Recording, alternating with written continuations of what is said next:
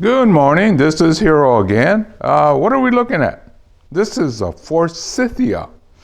And I'm going to call this chapter Forsythia and Other Early Blooming Bonsai. Forsythia is not commonly used. Actually, I only have one of them.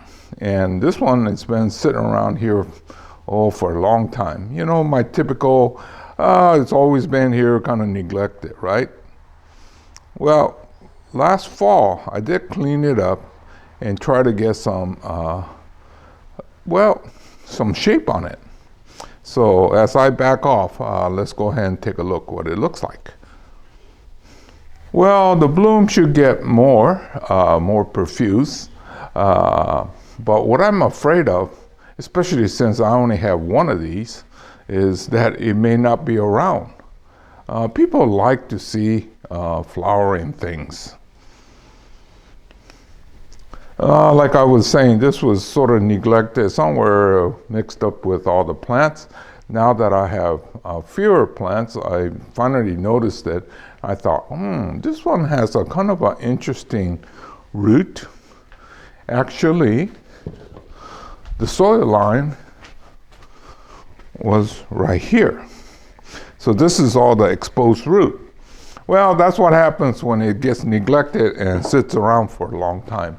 So anyway, I think now this one has potential to become a interesting bonsai.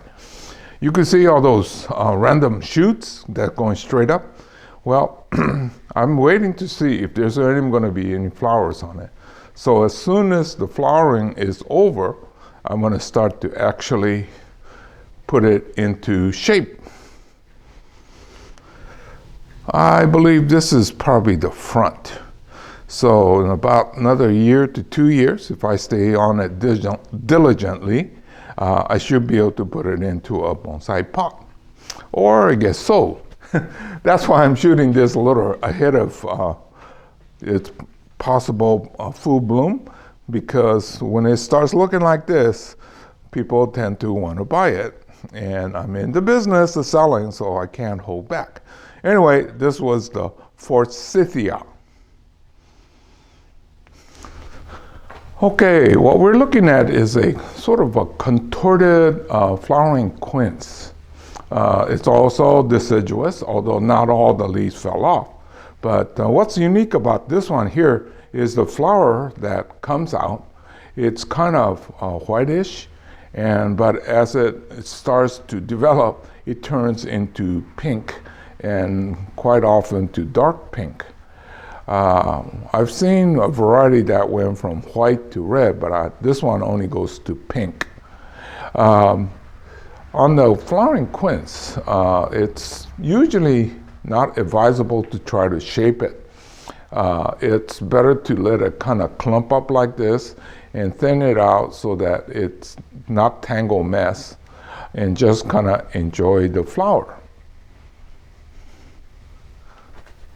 When I bought this pot, I thought it was awfully loud. And well, the Japanese thinking on selection of the pot, when you have a tree, especially one that is deciduous, they like to put it in colorful or a glazed pot or decorative, or sometimes it's almost too loud like this to compensate for when there is no flower or that much interest on top. Anyway, I thought I'd show you this one here as being one of the early bloomers.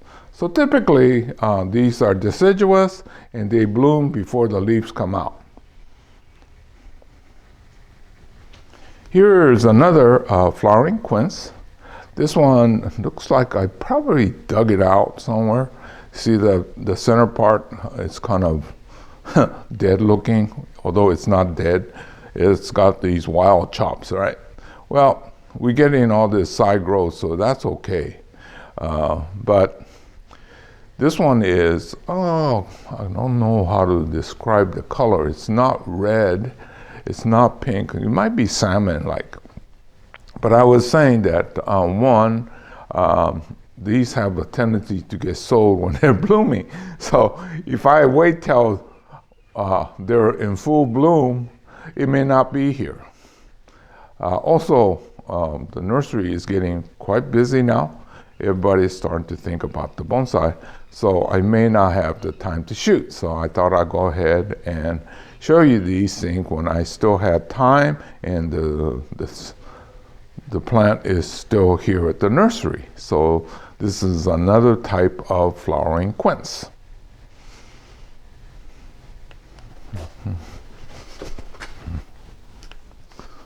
See, this one has a really nice shape to it.